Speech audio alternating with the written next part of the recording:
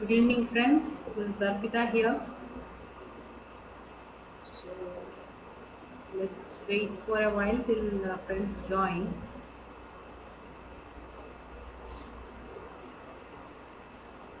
Yes. Hello, friends. Yes, Subbareddy garu. Good evening.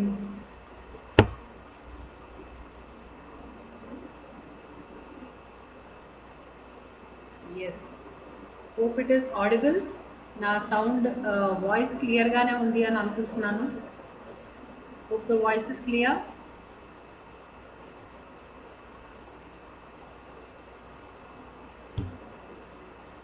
Yes. Voice ఆడిబుల్గా ఉంటే ఒకసారి yes అని మెసేజ్ పెడితే then we can go ahead.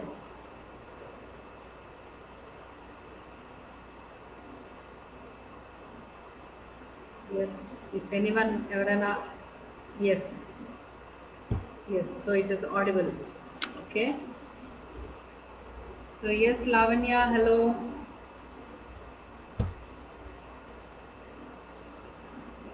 So slowly friends are joining. Yes, Ashwini, good evening. And yes, Mrudula, voice clear, thank you. Yeah, voice is clear. So ఈ రోజు మనం యాక్చువల్గా 8వ రోజు ఈ సత్సంగం కార్యక్రమాన్ని మనం చేసుకుంటున్నాం. సో ఈరోజు సత్సంగానికి అందరికీ స్వాగతం. Welcome friends. మనం రోజు ఒక్కొక్క టాపిక్ మనం చూసుకుంటున్నాము. ఒక్క టాపిక్ ఎలా ఉంది ఏంటి, రోజు ఒక కొత్త విషయం మన లైఫ్కి ఏదైతే సరిపోతుందో, లైఫ్కి సంబంధించినవి డీటెయిల్స్ ఏమి ఉన్నాయో అవన్నీ మనం మాట్లాడుతున్నాము. సో ఈరోజు topic is yes Anuradha, good evening. Yes Raghava, hi. Friends are slowly joining.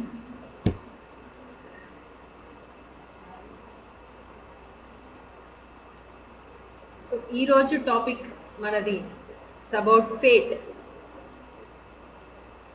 ఇది చెప్పే ముందు నేను మీకు ఒక చిన్న స్టోరీ చెప్తాను. ఓకే, నిన్న మనం స్టోరీ మిస్ అయ్యాము, ఈరోజు స్టోరీ చెప్తాను. ఒకానొక చిన్న గ్రామంలో ఒక బుద్ధత్వం తెలిసిన వాళ్ళు, అంటే ఒక ధ్యాని, ఒక జ్ఞాని, తను అలా నడుస్తూ వెళ్తూ ఉన్నాడు. వెళ్తూ ఉంటే వెనక నుంచి ఒక అతను పరిగెత్తుకుంటూ వచ్చి పెద్ద బారు కర్ర తీసుకుని ఆయన్ని వీపు మీద టకా టకా టకా బాధేసి వెళ్ళిపోయాడు. బాగా కొట్టేసేసి వెళ్ళిపోయాడు. వెళ్ళిపోతుంటే ఆయన వెంటనే ఆ కర్ర తీసుకుని వెనకాల పరిగెడుతున్నాడు. పరిగెత్తి, హలో మీరు మీ కర్ర మర్చిపోయారు, దాన్ని కూడా తీసుకెళ్ళండి అని పరిగెడుతూ ఉన్నాడు. ఆయన వెనక్కి తిరిగి చూడకుండా మళ్ళీ కర్ర కూడా తీసుకోకుండా పరిగెత్తి వెళ్ళిపోతుంటాడు. అది చూసిన అక్కడ 4 మనుషులు వచ్చి అడుగుతాడు, అదేంటి ఆయన నిన్ను అంత ఇదిగా కొడితే నువ్వు మరీ కర్ర ఇచ్చి మళ్ళీ పంపిస్తావు, నీకేం అనిపించట్లేదా? ఎందుకు అనిపించాలి, తను ఏదో తనకి లోపల మరి ఏ ఫీలింగ్ వచ్చిందో ఏం వచ్చిందో నన్ను చూసి కొట్టాలనిపించింది, కొట్టాడు, వెళ్ళిపోయాడు, దానికి నేనెందుకు రియాక్ట్ అవ్వాలి అని. అదేంటి రియాక్ట్ అవ్వకపోతే ఎలా, వాళ్ళు మన మాట అన్నప్పుడు మనం ఒక మాట అనాలి కదా, మనం కూడా రివర్స్ ఇవ్వాలి కదా. అంటే లేదు, మన చెట్టు కింద కూర్చుంటాను, చెట్టు మీద కూర్చున్నప్పుడు ఒక కొమ్మ విరిగి నా నెత్తి మీద పడింది అనుకోండి, అప్పుడు నేను ఆ కొమ్మని ఏమంటాను, ఏం అనలేను కదా. అది కొమ్మ, ఇది మనిషి, తేడా ఉంటుంది కదా. నా దృష్టిలో ఏ తేడా లేదు. మనం అక్కడ అది కొమ్మ మాట్లాడలేదు కాబట్టి మనం ఎదురు తిరుగుతున్నాము, ఇక్కడ మాట్లాడగలరు కాబట్టి మనం అంటున్నామా. మాట్లాడిన దానివల్ల ఏమవుతుంది, జరిగిన విషయం అయితే ఆల్రెడీ జరిగిపోయింది కదా అంటాడు. జరిగిపోయింది కదా, అందులో అయితే మార్పు రాదు కదా, మరి మాట్లాడి లాభం ఏంటి. దానికంటే అట్లీస్ట్ తన కోపం ఏదైతే ఉందో దాన్ని చల్లార్చుకున్నాడు అన్న ఆలోచనలా నా మైండ్లో ఉంటుంది. ఏ విషయంలో అయినా కోపం రావచ్చు, ఏ విషయంలో అయినా బాధ రావచ్చు, కానీ ఆ విషయం పైన తను నా మీద తీర్చుకుని అట్లీస్ట్ కొంచెం కుదుట పడతాడు అన్నా నేను భావిస్తాను అని అంటాడనమాట. అనేసి వెళ్ళిపోతాడు. సో మన ఫ్రెండ్స్, మనకు అర్థమయ్యేది ఏంటంటే మనకు లైఫ్లో ఎంతో మంది ఎదురొస్తూ ఉంటారు, ఎంతోమంది మన లైఫ్లో చూస్తూ ఉంటాం. అనవసరంగా కొన్ని మాట్లాడతారు, కొన్ని సందర్భాన్ని బట్టి మాట్లాడతారు, కొన్ని అవసరం వచ్చింది కాబట్టి మాట్లాడతారు, కొన్ని వితండవాదానాలు చేస్తూ ఉంటారు. ఇలా ఎన్నో విషయాలుగా మనకు జరుగుతూ ఉంటుంది. కానీ మనకు అర్థం కావాల్సింది ఏంటంటే ఎవరి లైఫ్లో ఏం జరుగుతుందో మనకు తెలియదు, మనకు ఐడియా ఉండదు. సో ఏ పాయింట్ మీద వాళ్ళు దీని మీద ఏ పాయింట్ పెట్టుకుని ఏది చేసుకుని వాళ్ళు అంటున్నారో అన్నది కూడా మనకు ఐడియా ఉండదు. ఐడియా లేనప్పుడు సరే అని మనం దాన్ని వెయిట్ చేసి చూడడం తప్ప మనం చేసేది ఏమి ఉండదు. దాన్ని క్లారిటీ వీలైతే క్లారిటీ తీసుకోగలగాలి, లేకపోతే క్లారిటీ ఇవ్వగలగాలి. కానీ మనం కూడా రివర్స్ కోపం చూపించి చేయడం అనేది కరెక్ట్ కాదు. ఓకే, ఒక జ్ఞాని చేయాల్సిన విషయం మాత్రం అది కాదు. ఓకే, సో మనం ఈ విషయాలన్నీ కొన్ని తెలుసుకోవాలి. ఎప్పుడైతే ఈ రోజు సత్సంగానికి రోజు కొన్ని టాపిక్స్ మనం వింటూ ఉన్నామో, జ్ఞానాన్ని మనం ఇంకా బ్రషింగ్ చేస్తున్నాం, ప్రక్షాళన చేస్తూ దాన్ని క్లారిటీ తీసుకొస్తున్నామో, చాలా విషయాల్లో మన జీవితంలో జరిగే విషయాల్లో కూడా మనం అప్లికేషన్స్లోకి తీసుకొని వెళ్ళి దాన్ని చూసుకుంటూ ఉండాలి, లైఫ్ని చూసుకుంటూ ఉండాలి. Okay friends, this is the small story. So ఇప్పుడు మనం ఈరోజు టాపిక్ ఫేట్ గురించి మాట్లాడదాం. ఫేట్ అంటే ఏంటి? విధి అంటే ఏంటి? చాలా వరకు మనం అంటే విధి చేసిన వింత ఇవన్నీ విధి నాటకం, ఇది ఒక విధి ఒక నాటకం, ఇది జరుగుతూ ఉంది అంటాం. అసలు ఈ విధి అంటే ఏంటి? విధి అంటే ఒక అలైన్మెంట్, అంటే ఒక ఆర్డర్, ఒక పూర్ణత్వంలో జరుగుతున్న పూర్ణత్వం కోసమని,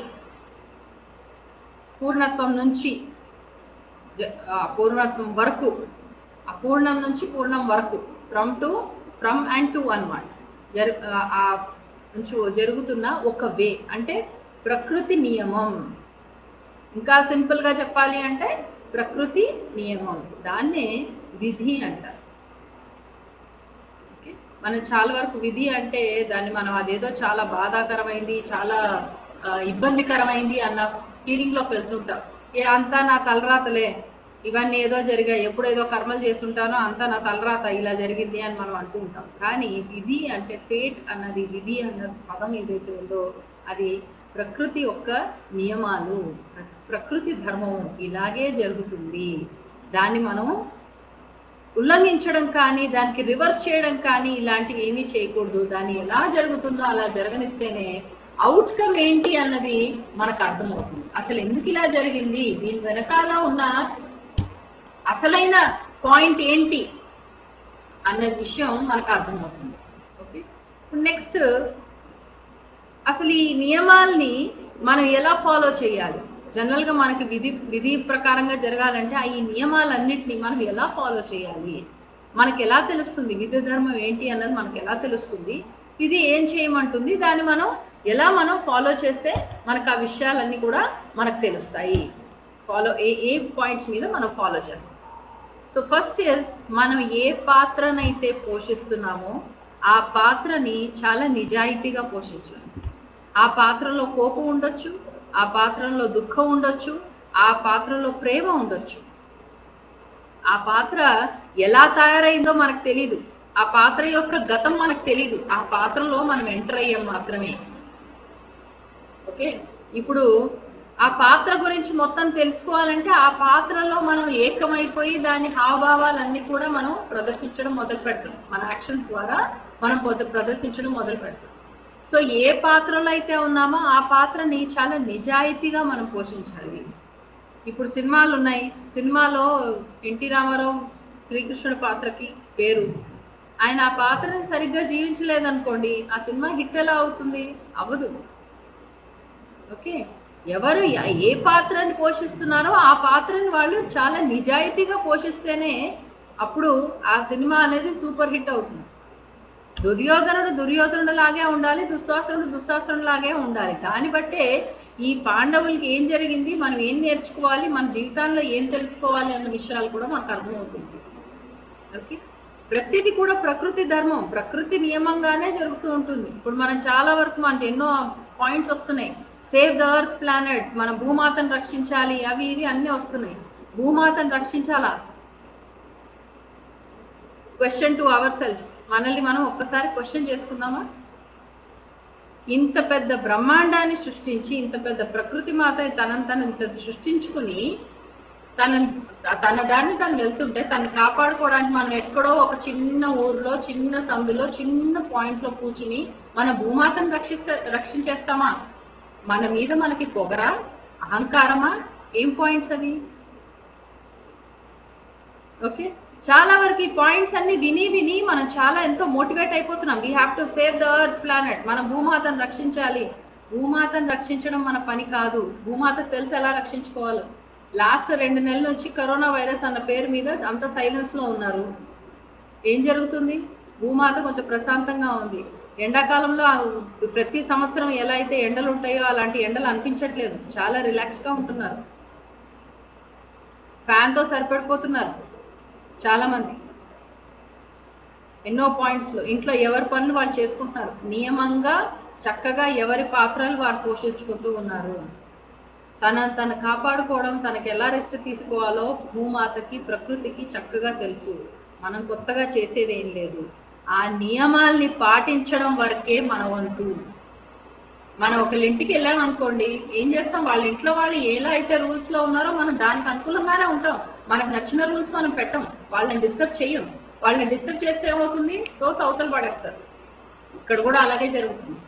మనం ఏదో వాళ్ళ ఇంటికి వెళ్ళి వాళ్ళని ఏదో ఉద్ధరించేస్తున్నాం, వాళ్ళని ఏదో కాపాడుతున్నాం అన్న ఫీలింగ్లో ఉండకూడదు.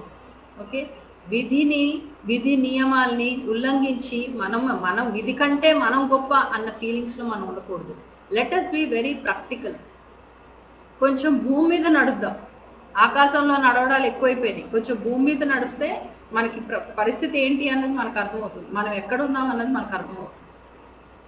Okay, so realising the values. మనం ఏ పాత్ర అయితే, ఫస్ట్ పాయింట్, దీన్ని ఎలా ఫాలో చేయాలి, నియమాలను ఎలా ఫాలో చేయాలి అంటే ఫస్ట్ పాయింట్, మనం ఏ పాత్రను అయితే పోషిస్తున్నామో జీవితంలో, భార్య పాత్ర కావచ్చు, భర్త పాత్ర కావచ్చు, బిడ్డల పాత్ర కావచ్చు, ఎక్కడైనా సరే, ఒక ప్లేస్లో బిడ్డ పాత్ర, ఒక ప్లేస్లో భార్య పాత్ర, ఇంకో ప్లేస్లో తల్లి పాత్ర, ఇట్లా ఎన్నో రకాలుగా ఎన్నో పాత్రలు మనం పోషిస్తూ ఉంటాం. ప్రతి పాత్ర అంతే నిజాయితీగా ఉండాలి. మనం పోషించే ప్రతి పాత్ర, ఏ టైంలో ఏ పాత్ర పోషిస్తున్నామో, ఏ రోల్ అనేది డామినెంట్గా ఉంటుందో ఆ పాత్రని మనం పూర్తిగా నిజాయితీగా మనం దాన్ని జీవించాలి. అది ఫస్ట్ పాయింట్.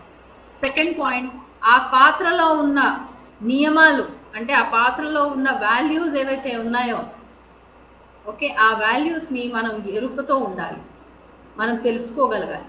ఈ పాత్ర యొక్క మూల్యం ఏంటి? వాల్యూ అంటే మూల్యం, అమూల్యమైంది.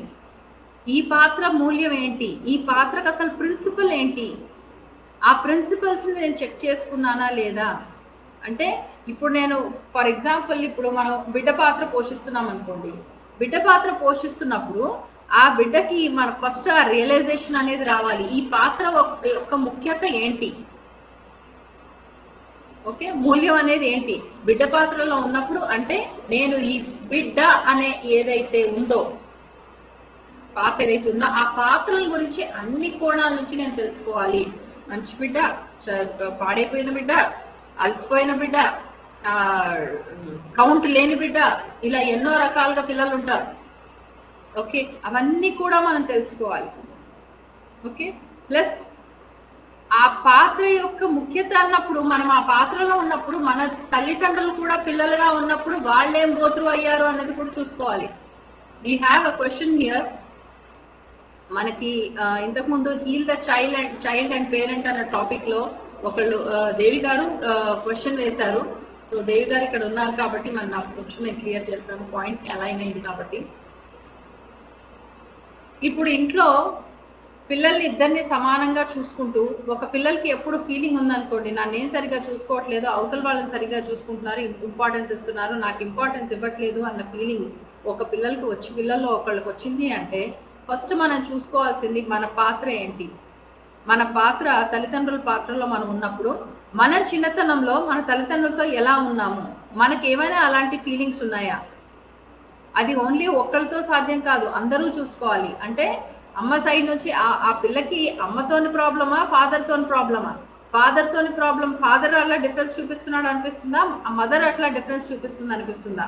మదర్ అట్లా డిఫరెన్స్ చూపిస్తుందంటే అమ్మల వరుసల్లో అమ్మ రోల్లో ఆ పాత్రలో ఎంతమంది ఉన్నారో అంతమంది వాళ్ళ పిల్లలతో ఎలా ఉన్నారు, వాళ్ళ చిన్నతనంలో వాళ్ళ పేరెంట్స్తో వాళ్ళ బంధం ఎలా ఉంది. ఓన్లీ మీరు మీ అమ్మగారు చూసుకుంటే సరిపోదు. మీ హస్బెండ్ వాళ్ళ అమ్మగారు వాళ్ళ నాన్నగారు ప్లస్ మీరు మీ నాన్నగారు, ఇలా ఒక అట్లీస్ట్ ఒక 7 తరాల వరకు, 7 తరాలు గుర్తు లేకపోతే కనీసం 3 తరాలన్నా చూసుకోవాలి.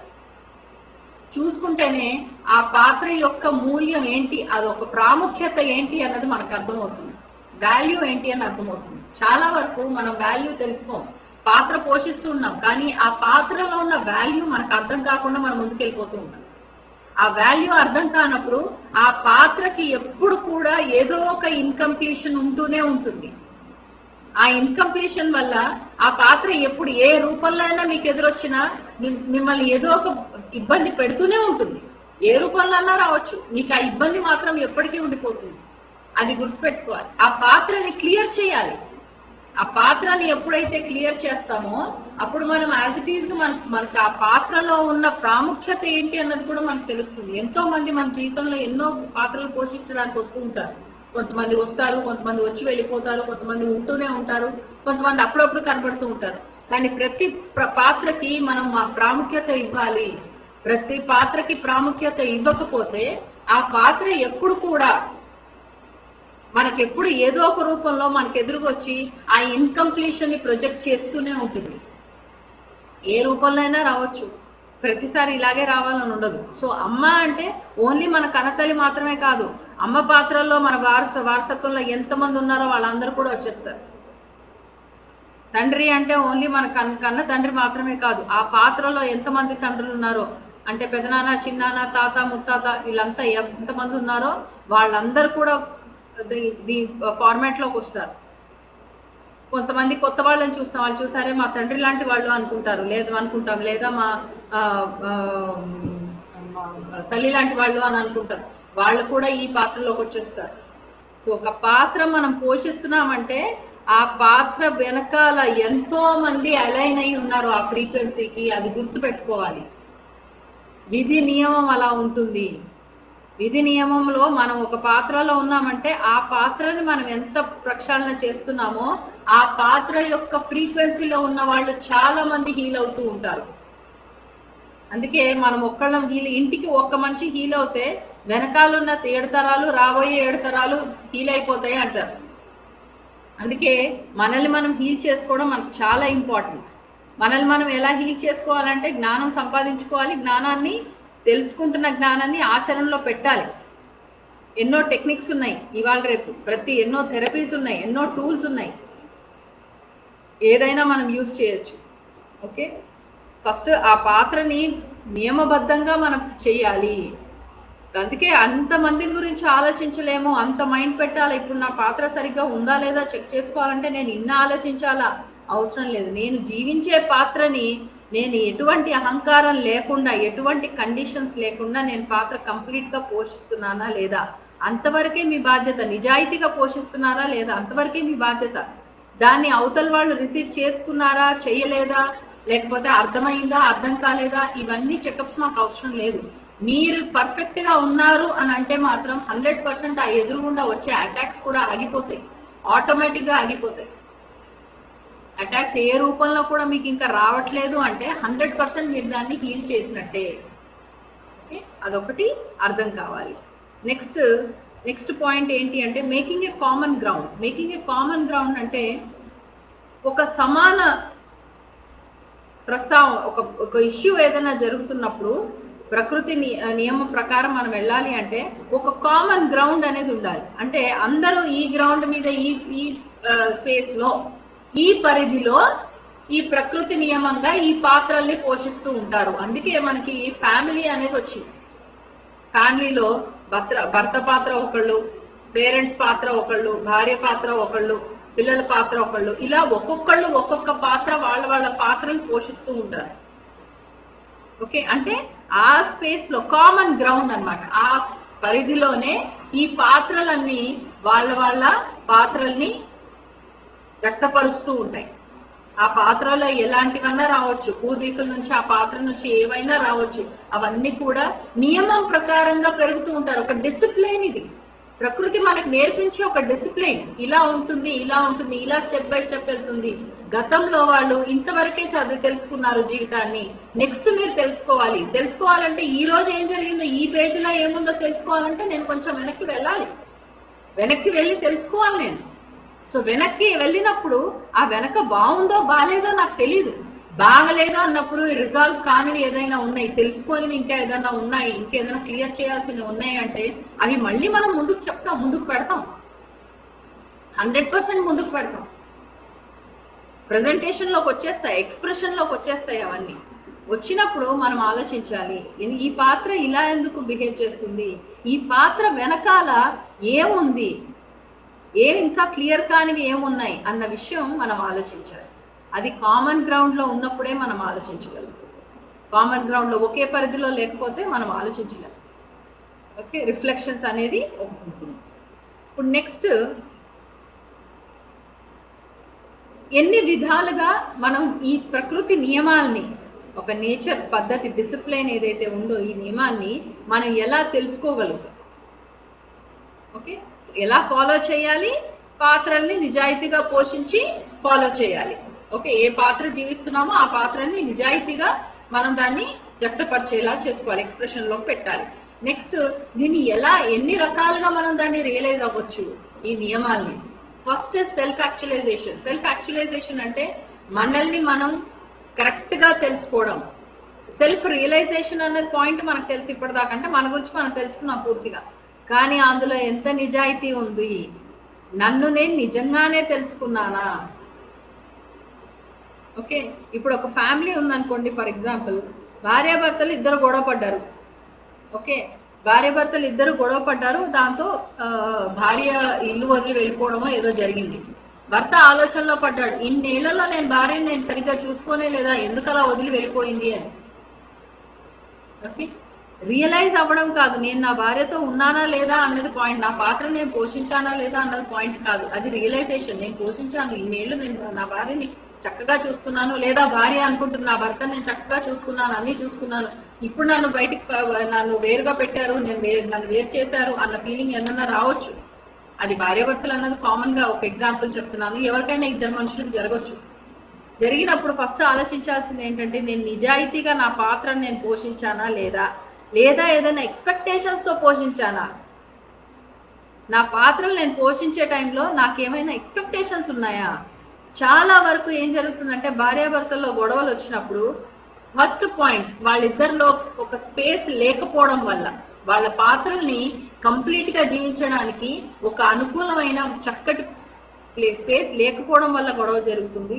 లేదా వాళ్ళ చిన్నతనంలో ఇంకా కొన్ని పాయింట్స్ మిగిలిపోయి ఉంటాయి, తల్లిదండ్రుల దగ్గర సరిగ్గా ప్రేమ పొందలేకపోవడమో, లేకపోతే తల్లిదండ్రుల దగ్గర అసలు భార్యాభర్తలు ఎలా ఉండాలో నేర్చుకోలేకపోవడమో, ఇవన్నిటి వల్ల, ఈ ఇన్కంప్లీషన్ నాలెడ్జ్ వల్ల, అంటే ఇన్కంప్లీట్ నాలెడ్జ్ అనమాట, అంటే జ్ఞానం ఆ విషయంలో ఆ ఎరుక సగమే ఉంది, ఇంకా పూర్తిగా లేదు.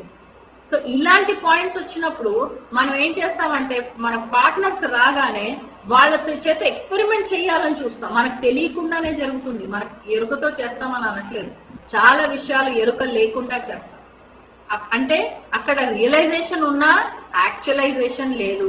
యాక్చువలైజేషన్ అంటే నిజాయితీగా మనకు తెలుస్తుంది, లేదు నేను అక్కడ ఏదో కవర్ చేయడానికి ఈ పాత్రను నేను పోషిస్తున్నాను, అక్కడ ఏదో వెలితి ఏదైతే ఉండిపోయిందో, చిన్నతనం నుంచి ఏదైతే వెలితి ఉండిపోయిందో దాన్ని కవర్ చేయడానికి నేను ఈ పాత్రను పోషిస్తున్నాను, కానీ ఈ పాత్రని నిజాయితీగా నేను పాత్రగా పోషించట్లేదు అన్న విషయం మనకు అర్థమవుతుంది.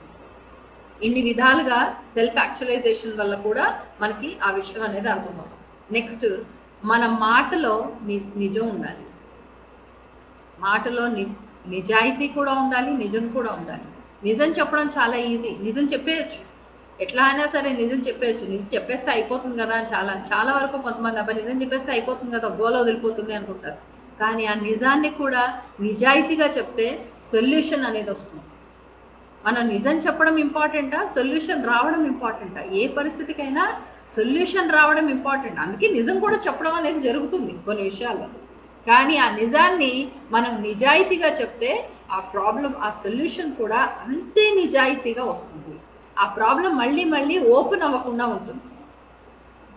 నెక్స్ట్, మన ఫిజికల్ రియాలిటీలో, అంటే మన ఎలాంటి పరిధిలో అయితే మనం ఉన్నామో, మనం ఎలా సోషల్ కండిషనింగ్ కానీ ఒక ఫ్యామిలీ కండిషనింగ్ కానీ ఏదైతే ఎలాంటి పరిధిలో అయితే మనం ఉన్నామో ఆ పరిధిలోనే మన నిజాన్ని వ్యక్తపరుస్తూ ఉంటాము. చాలా వరకు మనం ఏం చేస్తాము అంటే, ఫర్ ఎగ్జాంపుల్ ఇక్కడ ఒక ఒక ఒక ఫ్యామిలీలో ఒక మిస్టేక్స్ జరుగుతున్నాయి. ఆ మిస్టేక్స్ అక్కడ చెప్పడం మనకు రావట్లేదు, ఇంకెక్కడో వెళ్ళి చెప్తూ ఉంటాం, ఇంకెక్కడో వెళ్ళి అవన్నీ బయట తోస్తూ ఉంటాం. ఓకే, ఇలాంటి మిస్టేక్స్ కూడా మనకు చాలా వరకు జరుగుతూ ఉంటాయి. సో అవి కూడా మనం ఆలోచించాలి. ఏది ఏ పరిధిలో వెళ్ళాలో ఆ పరిధిలోనే వెళ్ళాలి. ఏవి ఎక్కడ క్లియర్ కావాలో అక్కడే క్లియర్ అవ్వాలి. అక్కడ చెప్పలేకపోతున్నాం కాబట్టి ఇంకో ప్లేస్లో అనేది మనకు వెళ్తూ ఉంటుంది. ఓకే, ప్రతి విషయం మనకు అర్థం కావాలి, అర్థమై దాన్ని బట్టి మనం వెళ్తూ ఉండాలి. నెక్స్ట్, కమ్యూనిటీ ఏదైతే ఉందో మనం ఆ పాత్ర పోషిస్తున్నప్పుడు విధి నియమం ప్రకారం, విధి యొక్క విధానం ప్రకారము మనం ఆ పాత్ర పోషిస్తున్నప్పుడు ఏ పాత్ర పోషిస్తున్నామో ఆ కమిట్మెంట్ మనకు ఎలా ఉండాలి అంటే ఈ పాత్ర అప్లిఫ్ట్మెంట్ గా ఉండాలి, అంటే పైకి ఎదిగేలా ఉండాలి, ఉన్న స్థితి నుంచి ఉన్నత స్థితిలోకి వెళ్ళేగా ఉండాలి. ఏ పాత్ర పోషించినా సరే. ఓకే, కొంతమంది తండ్రులు తల్లుల పాత్రలు పోషిస్తుంటారు, తల్లులు తండ్రుల పాత్ర కూడా పోషిస్తుంటారు ఎనర్జెటికల్ గా, అది కూడా పర్వాలేదు. కానీ ఆ పాత్రని 100% నిజాయితీగా అప్లిఫ్ట్మెంట్ కోసం, అంటే మన కమ్యూనిటీ ఒక మన చుట్టూ పరిసరాలు, ఇంట్లో కానీ బయట కానీ ఏదైతే మన కండిషనింగ్ ఉందో, సోషల్ కండిషనింగ్ ఉందో, అవన్నీ కూడా ఉన్న స్థితి నుంచి ఉన్నత స్థితికి ఎదగడానికి మనం చేయాలి. అది ఎప్పుడు గుర్తుండాలి. నేను ఈ పని చేయడం వల్ల ఎదుగుదల ఉందా లేదా, నాతో సహా నా చుట్టుపక్కల వాళ్ళకు కూడా అందరికీ ఎదుగుదల ఉందా లేదా. ఎదుగుదల ఉంది అంటే దాన్ని నిజాయితీగా చేయడమే, అది నియమం ప్రకారము, అంటే కండిషనింగ్ లో ఉండి ఆ పరిధిలో ఉండి ఆ పరిధి నుంచి మనం చేయడమే. ఓకే, అండ్ నెక్స్ట్, ఎప్పుడు కూడా నేర్చుకుంటూ ఉండడమే. ఎన్నో విషయాలు ఉన్నాయి మనం నేర్చుకోవాలి అని కూర్చుంటే. ప్రతి మనిషి, ప్రతి పరిస్థితి, ప్రతి పాత్ర మనకి ఏదో ఒకటి నేర్పిస్తూనే ఉంటుంది. సో నేర్చుకోవాలి అన్న అంటే you become a eternal student. మనం జీవితంలో ఎప్పుడూ నేర్చుకుంటూనే ఉంటాం, ఏదో ఒకటి తెలుసుకుంటూనే ఉంటాం. నేర్చుకోవడం అన్న పదం కంటే కూడా తెలుసుకుంటూ ఉంటాం ఎన్నో విషయాలు. జీవితం ఇలా కూడా ఉంటుంది, ఇలా కూడా ఉండొచ్చు అని ఎన్నో ఒక పాత్రల వల్ల, ఉన్న పాత్రలు ఏవైతే ఉన్నాయో అన్ని పాత్రల ద్వారా మనం ఏదో ఒకటి తెలుసుకుంటూనే ఉంటాం. ఓకే, సో ఇవన్నీ కూడా మనం ఆ రియలైజ్ అవ్వడానికి ఒక దారులు, ఎన్నో విధానాలు. ప్రకృతి నియమంతో ఒక డిసిప్లైన్ గా మనం ఉండాలి అంటే మనకి ఇవన్నీ కూడా ఎన్నో దారులు అన్నమాట. ఇలా కూడా మనం ఉండొచ్చు, ఇలా కూడా మనం ఉండొచ్చు, ఇవి రియలైజ్ అవుతూ మనం ఉండాలి. నెక్స్ట్, ఇందులో డార్క్నెస్ ఏంటి? మన నియమం ప్రకారం, మన ప్రకృతి నియమం ప్రకారము చీకటి అనేది ఏంటి? విధిరాత, తలరాత, ఇవన్నీ పాయింట్స్ చెప్తూ ఉంటాం కదా.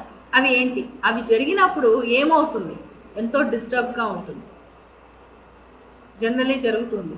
ఒక చీకటి అన్నది అనుకున్నప్పుడు, మన పరిస్థితుల్లో జీవితంలో చీకటి అనేది అనుకున్నప్పుడు, అంటే ప్రకృతి విధానాన్ని ఉల్లంఘించి, మనం డిసిప్లైన్ని ఉల్లంఘించి ధర్మ విరుద్ధంగా మనం ఎప్పుడైతే వెళ్తూ ఉంటామో, మనం పాత్ర ఎలా అయితే ఉండాలో అలా ఉండకుండా ఇంకోలాగా ఎప్పుడైతే వెళ్తూ ఉంటామో మనకు మైండ్లో ఫస్ట్ డిస్టర్బెన్సెస్ వస్తాయి.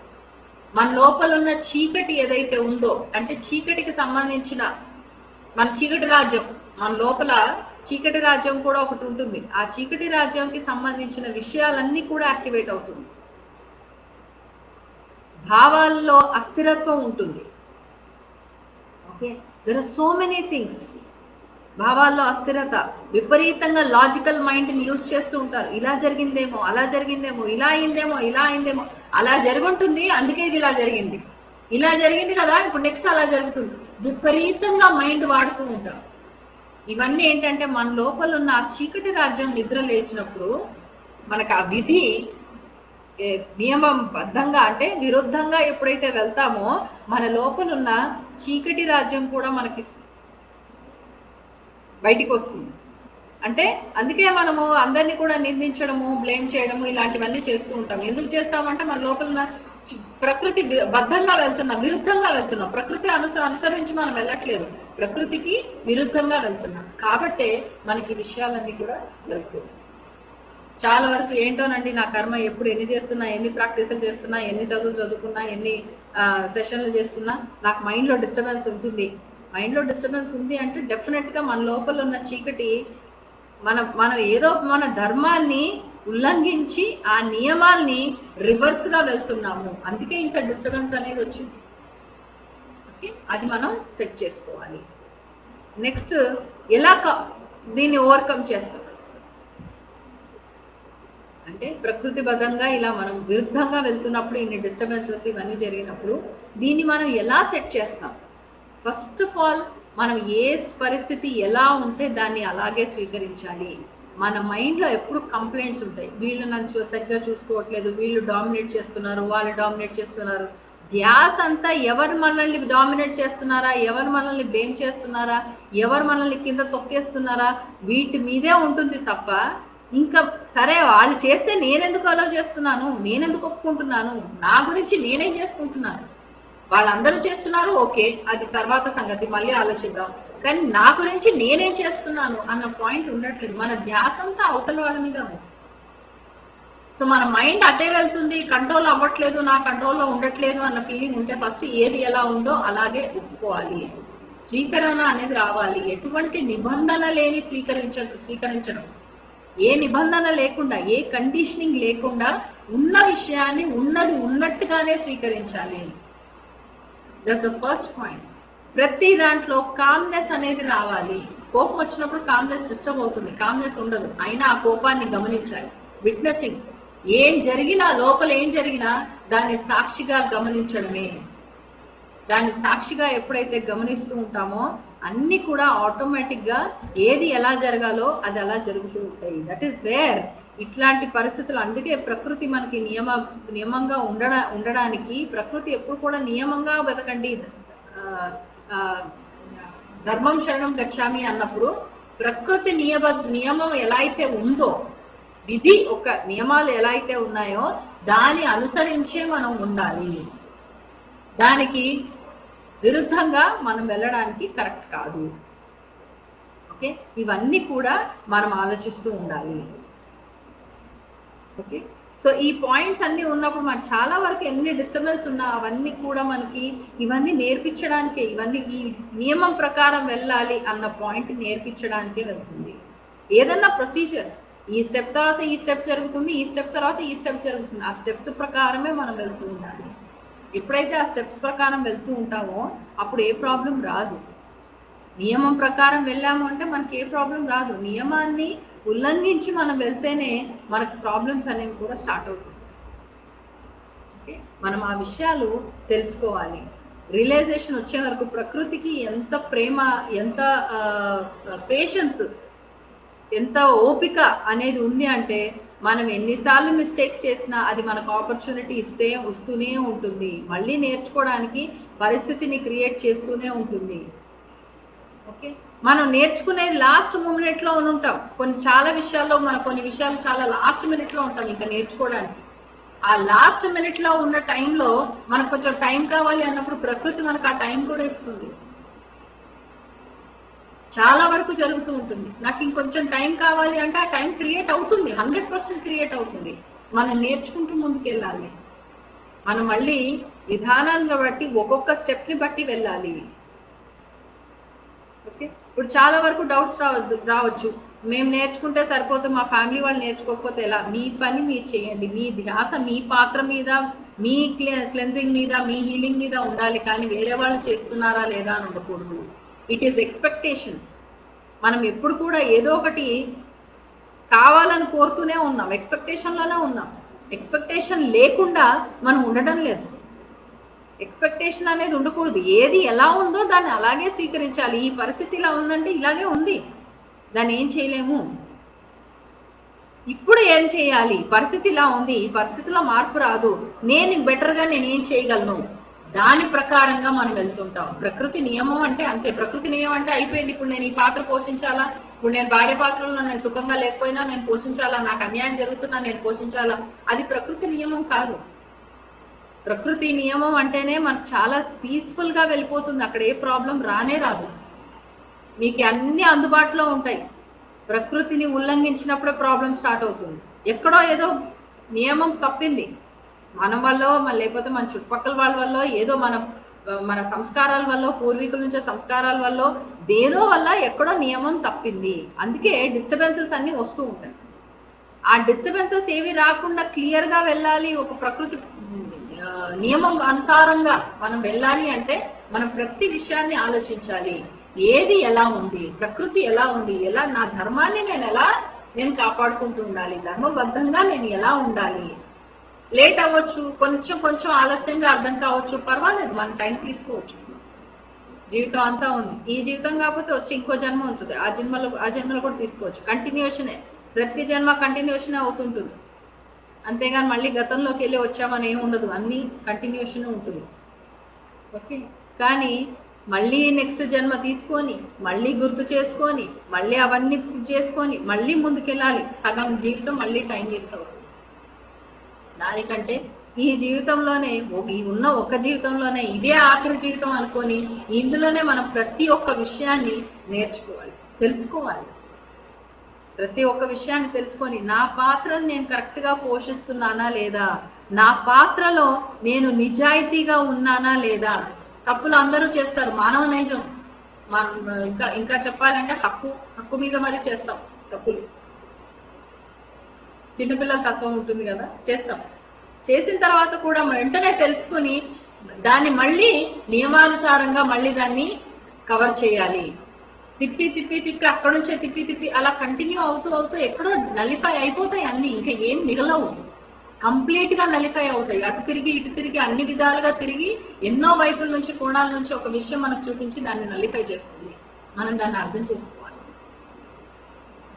ఎప్పుడైతే అర్థం చేసుకొని మనం ముందుకు వెళ్తుంటామో, దాన్ని ఫాలో చేస్తూ, ఎప్పుడైతే మన పాత్రని మనం నిజాయితీగా పోషిస్తూ ప్రవర్తిస్తూ మనం ముందుకి ఆ పాత్ర యొక్క ప్రాముఖ్యతని కూడా, దానిలో ఉన్న విలువల్ని కూడా తెలుసుకొని మనం ముందుకు వెళ్తూ ఉంటామో ప్రాబ్లం ఎప్పుడూ రాదు. అది కష్టమైనా సరే, ఆ పాత్ర ఆ దారి కష్టంగా ఉన్నా మనకి ఇబ్బంది అనిపించదు. ఎందుకంటే మన దారిలో మనం వెళ్తున్నాము, ఎవరి దారిలో వెళ్ళట్లేదు, మన దారిలోనే మనం వెళ్తున్నాము అన్న విషయం క్లారిటీ వస్తుంది. కాబట్టి మళ్ళీ రిపీట్ అనేది అవుతూ ఉంటుంది, ప్రతి ఒక్క విషయం రిపీట్ అనేది అవుతుంది.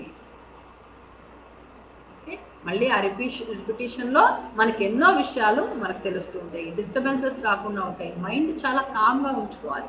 ఎప్పుడైనా సరే మైండ్ని మనం ఎంత కామ్గా, ఎంత సైలెంట్గా మనం పెట్టుకోగలుగుతామో అప్పుడే మనకి ఎంతో ప్రశాంతత ఉంటుంది. ఆ పాత్రలో ఉన్న ఆలోచనలు ఎన్నో తెలుస్తాయి. నిశ్శబ్దం, మౌనం, ఈ రెండు పదాలు ఉన్నాయి. నిన్న క్లాస్లో కూడా, టాక్లో కూడా నేను చెప్పాను. నిశ్శబ్దం ఒక్కొక్కసారి భయంకరంగా ఉండొచ్చు, భయం అనిపించవచ్చు, ఎన్నో సౌండ్స్ వినిపించవచ్చు, లోపల నుంచి ఎంతో ఇది రావచ్చు. దాన్ని కూడా గమనించాలి. ఎందుకంటే ఆ నిశ్శబ్దాన్ని ఛేదించుకుంటూ వెళ్తేనే మనకి మౌనం అనేది, అంటే ఒక స్థిరత్వం అనేది వస్తుంది. ఆ స్థిరత్వం చాలా ప్లెజెంట్గా ఉంటుంది. దాన్ని మనం అర్థం చేసుకుంటూ ముందుకు వెళ్ళాలి. ఎప్పుడైతే అర్థం చేసుకుంటూ ముందుకెళ్తామో ప్రతి ఒక్క విషయం చాలా క్లారిటీగా ఉంటుంది, మనకి ప్రాబ్లం అనేది ఉండదు. ఓకే, ఆ టైం అనేది మనకి తీసుకోవాలి. అందుకే బై టైం అంటారు. ఎక్కడన్నా ఏదైనా అర్థం కావట్లేదు అంటే ప్రకృతి మనకు టైం ఇస్తూనే ఉంటుంది, కంపల్సరీగా టైం ఇస్తుంది. మనం రెడీగా ఉన్నాం, ఇంకొక 2-3 పాయింట్సే మనం వెనకబడి ఉన్నాము, మన ఆ ప్రకృతి నియమాన్ని తప్పాము అంటే ప్రకృతి మళ్ళీ వెంటనే టైం ఇస్తుంది.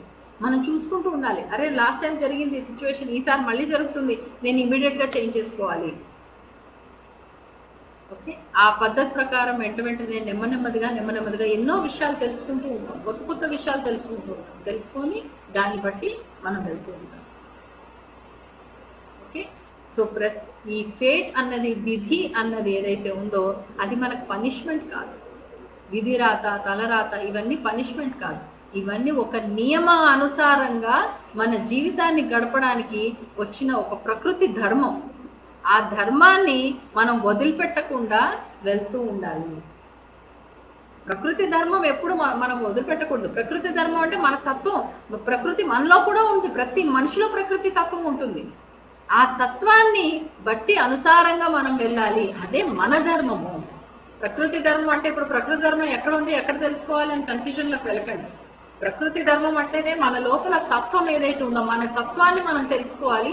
ఆ తత్వాన్ని అనుకూలంగానే మనం జీవించాలి. ఇది నా తత్వము, నేను తత్వం అనుకూలంగానే ఉంటాను, తత్వాన్ని భిన్నంగా నేను వెళ్ళను. ఓకే, కొన్నిసార్లు మనకి లైఫ్ సిచ్యువేషన్ ఇస్తుంది, తత్వానికి భిన్నంగా ఇంకో తత్వం ఇస్తుంది, కానీ అది లైఫ్ ఇస్తుంది ఎక్స్ట్రా అన్నమాట. అడిషనల్ పేపర్స్ తీసుకుంటాం కదా, అట్లా అడిషనల్ క్వాలిఫికేషన్ ఉంటుంది కొంతమందికి. అడిషనల్ క్వాలిఫికేషన్ ఉన్న అడిషనల్ కూడా మీదే. లైఫ్ ఇచ్చింది, జీవితం మీకు ఇచ్చింది, మీకు గత జన్మల్లో ఎంతో గొప్ప సాధనలు ఇవన్నిటి వల్ల ఎక్స్ట్రా అడిషనల్ బెనిఫిట్స్ వచ్చాయి, ఎక్స్ట్రా పొటెన్షియల్స్ అనేవి లోపల నుంచి ఓపెన్ అయ్యాయి. అది కూడా మీ ప్రకృతి ధర్మమే, అది కూడా మీ ధర్మం, దాన్ని కూడా మీరు పాటించవచ్చు. ఓకే, ప్రతి ఒక్క విషయాన్ని తెలుసుకుంటూ మనం ముందుకు వెళ్ళాలి. మన పాత్రని, ఏ పాత్ర అయితే మనం పోషిస్తున్నామో, పాత్ర ఎలా వస్తుంది, మన ప్రకృతి అనుసారంగానే మనకు పాత్రలు వస్తాయి జీవితంలో. ప్రకృతి విరుద్ధంగా ఏ పాత్ర రాదు. ప్రకృతికి మనం ఫోర్స్ గా వెళ్తూ ఉంటాం. ప్రకృతి విరుద్ధంగా వెళ్ళాలంటే అందరూ వద్దంటున్నా, లేదు కాదు అదే కావాలని వెళ్తూ ఉంటాం. అది విరుద్ధంగా వెళ్తున్నాం. అది సైన్స్ మనకు వస్తుంది. చాలా వరకు మనం వింటూ ఉంటాం, కొంతమంది కొన్ని పనులు ఇప్పుడే చేయొద్దు అంటారు, అవసరం లేదు అంటారు, మనం అయినా కానీ వెళ్తాం. అక్కడే మన మిస్టేక్ అనేది జరుగుతుంది. అక్కడే మన ప్రకృతి నియమాన్ని ఉల్లంఘించి మనం వెళ్ళాం కాబట్టి ఈ ప్రాబ్లమ్స్ అన్నీ వస్తుంది. సో మనం ఈ ఫేట్ అనేది, ఈ విధి రాత అనేది ఒక పనిష్మెంట్గా కాకుండా ఒక మంచి మన జీవితాన్ని మన జీవన నడవడిక ఏదైతే ఉందో అది సక్రమ మార్గంలో వెళ్ళడానికి వచ్చిన ఒక ఆపర్చునిటీ, ఒక మంచి ఒక ఆపర్చునిటీగా మనం దాన్ని చూస్ చేసుకొని, చాయిస్ లాగా తీసుకుని మనం దాన్ని అనుసారంగా మనం వెళ్తూ ఉండాలి. ఓకే ఫ్రెండ్స్, ఈ చిన్న టాపిక్ ద్వారా ఐ థింక్ నేను చెప్పాల్సిన మెయిన్ క్రక్స్ పాయింట్ నేను చెప్పానని అనుకుంటున్నాను. ఏదైనా డౌట్స్ ఉంటే ప్లీజ్ మెసేజ్ మీ. ఒక 2-3 minutes if any doubts. Yes, there is a question here. మన దారిలో కరెక్ట్గా వెళ్తున్నాము అని మనకు తెలిసినా కూడా ఫోర్స్ఫుల్గా మన వేని టర్న్ చేస్తూ నేను చెప్పే దారి మాత్రమే కరెక్ట్ అని అంటే అప్పుడు ఎలా? మీ దారిలో మీరు కరెక్ట్ వెళ్తున్నారు అని మీకు తెలిసినప్పుడు మీరు ఇంకెవరు ఏ చెప్పినా వినాల్సిన అవసరం లేదు. That's the first point. కానీ మీ దారి కరెక్ట్, మీ దారి మీకు కరెక్ట్ అని మీకు నిజాయితీగా తెలియాలి, కన్ఫర్మ్డ్గా తెలియాలి. అప్పుడు మీరు ఏ నిర్ణయం తీసుకున్నా అప్పుడు ఎవరికి కాంటాక్ట్ సర్టిఫికేట్ అవసరం లేదు, ఎవరి దగ్గర నుంచి మీకు బోనఫైడ్ సర్టిఫికేట్స్ అవసరం లేదు. You go your way. ప్రపంచం అంతా మిమ్మల్ని రాంగ్ అనొచ్చు, కానీ మీరు కరెక్ట్ దారిలో వెళ్తున్నారు అన్న నిజాయితీ మీలో ఉంటే మీరు వెళ్ళిపోవడమే. ఒంటరిగా ఉన్నా పర్వాలేదు, మీరు వెళ్ళడమే. Okay, have that courage. మన దారిలో నడవాలి అంటే మనకి ఎంతో ధైర్యం కూడా కావాలి. ఎందుకంటే మన దారి కొన్నిసార్లు కొంతమంది లైఫ్ నియమం ఎలా ఉంటుంది అంటే, జీవన విధి నియమం ఎలా ఉంటుందంటే వీళ్ళు ఇలాగే నడవాలి, దాన్ని ఎవరు ప్రోత్సహించేదిగా ఉండదు.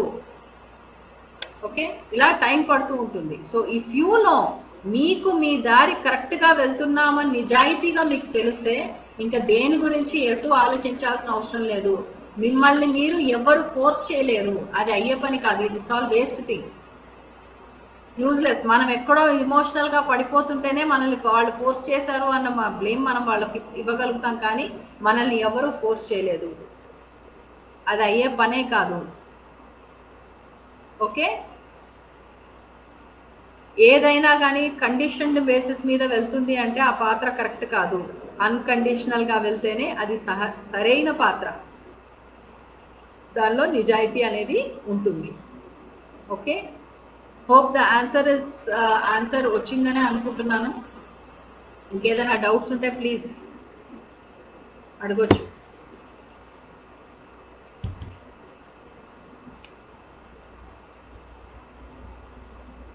ఇంకెవరికైనా ఏమైనా డౌట్స్ ఉన్నాయా? వారు ఒకటే డౌటా ఈరోజు? ఓకే ఫైన్, ఇంకేదైనా డౌట్స్ ఉన్నా మీరు మెసేజ్ పెడుతూ ఉండండి, నేను దాన్ని రెస్పాండ్ చేస్తాను. ఓకే, అండ్ ఇప్పుడు కాసేపు ఒక్క 10 నిమిషాలు మనం అందరం చక్కగా రోజులాగానే ధ్యానం అనేది అంటే ఆ శ్వాస యొక్క శబ్దాన్ని మనం కాసేపు గమనిద్దాం. Okay, just all of you friends చక్కగా కళ్ళు మూసుకుని శ్వాస పీల్చి వదిలి సహజంగా జరిగే శ్వాసని, దాని యొక్క శబ్దాన్ని మనం గమనిద్దాం.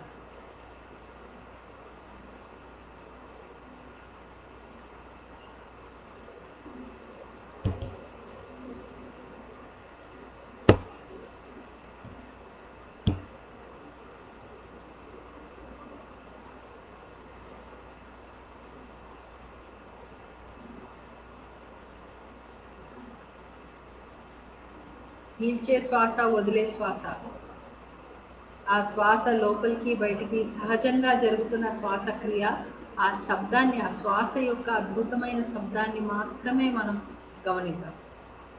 మన ధ్యాస అంతా ఆ శ్వాస యొక్క శబ్దం పైనే ఉండాలి.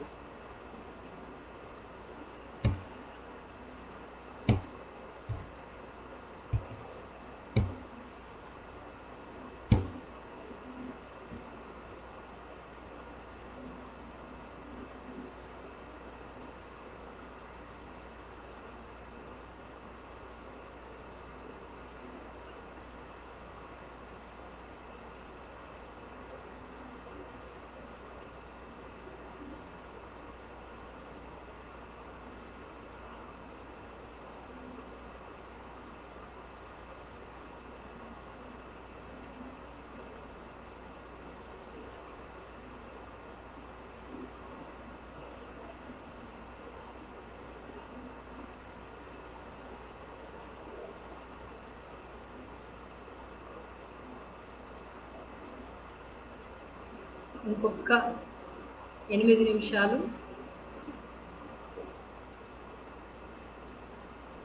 సహజంగా జరిగే శ్వాస, ఆ శ్వాస యొక్క శబ్దం, దాన్ని మాత్రమే గమనిద్దాం.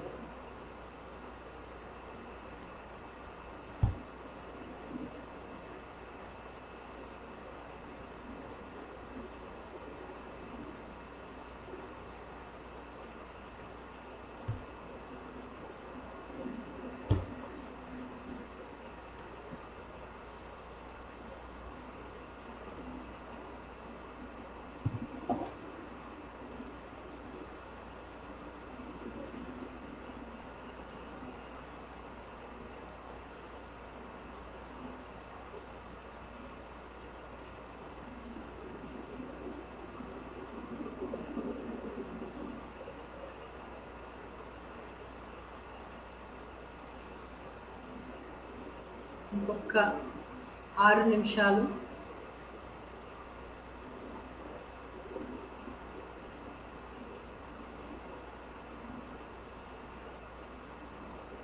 కళ్ళు మూసుకొని మన శ్వాస ఎలా అయితే సహజంగా లోపలికి వెళ్తుందో బయటకు వస్తుందో, అప్పుడే ఒక అద్భుతమైన మన శరీరం అంతా ఒక ప్రశాంతత కూడా తరంగాలుగా ప్రతి భాగంలో ప్రవహించడం గమనించండి. తల పై భాగం నుంచి అరికాల వరకు శరీరంలో ఉన్న ప్రతి ఒక్క భాగం పూర్తిగా ప్రశాంతంగా రిలాక్స్డ్ స్థితిలోకి వెళ్ళడానికి గమనించండి.